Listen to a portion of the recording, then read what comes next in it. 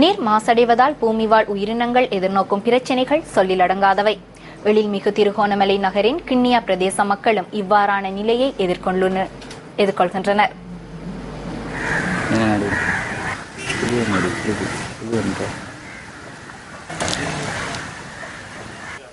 கிண்ணியா நகரின் மத்திய பகுதியில் அமைந்துள்ள கட்டையாற்றின் இரு மரங்கிலும் குப்பைகள் கொட்டப்பட்டு வருகின்றது.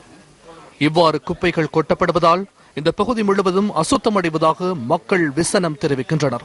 குப்பை கூலங்கள் கொட்டப்பட்டு சூழல் மாசடைந்த நிலையில் துர்நாற்றம் வீசிய நிலையில் காணப்படுகின்றது. எனவே இதனை துப்புரவு செய்து சீரான ஒரு அழகான சூழலை ஏற்படுத்தி தருவதற்குரிய பொறுப்பு அதிகாரிகளை நாங்கள் கேட்டுக்கொள்கின்றோம். ஆறு கடலுடன் சங்கமிக்கும் வனப்பு மிகுந்த இந்த பிரதேசத்தில் குப்பைகள் கொட்டப்படுவதால் இயற்கையின் சமநிலையில் பாரிய மாற்றம் ஏற்படலாம் என மக்கள் அச்சம் வெளிப்படுத்துகின்றனர்.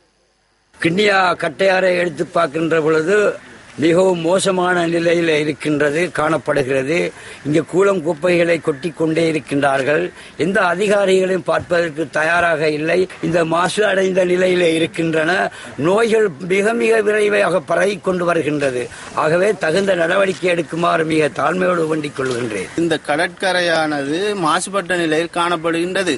எனவே இதை சம்பந்தப்பட்ட அதிகாரிகிட்ட சொல்லி அதற்கான தீர்வை முன்வச்சிற மாதிரி நாங்கள் விளங்கிக் கொள்ளவில்லை.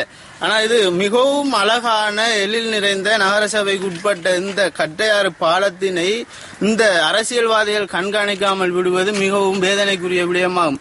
எனவே இதனை சீர் செய்து உடனடியாக அழகிய முறையில் இந்த கடற்கரை பிரதேசத்தை ஆக்கி தருவதன் மூலமாக மக்கள் மிகவும் புத்துணர்ச்சி மிக்க வாழ்க்கையை வாழ்றதுக்கும் சுவாசிக்கிறதுக்கும் இயற்கையான காட்டை சுவாசிக்கிறதுக்கும் இலேசாக காணப்படும். கழிவுகள் தொடர்ந்தும் கொட்டப்படுவதால் மீனவர்கள் தமது தொழிலை முன்னெடுத்துச் செல்வதில் பல பிரச்சனைகளுக்கு முகம் கொடுக்கின்றனர். மக்களின் இயல்பு வாழ்க்கைக்கும் மீனவர்களின் வாழ்வாதாரத்திற்கும் இயற்கையின் வனப்பிற்கும் பாதிப்பை ஏற்படுத்தும் இவ்வாறான செயற்பாடுகள் உடனடியாக தடுக்கப்படுவது கட்டாயமானது. எப்படியும் தொடர்பில் உரிய அதிகாரிகள் தகுந்த நடவடிக்கை எடுக்க வேண்டும் என மக்கள் கோரிக்கை விடுக்கின்றனர்.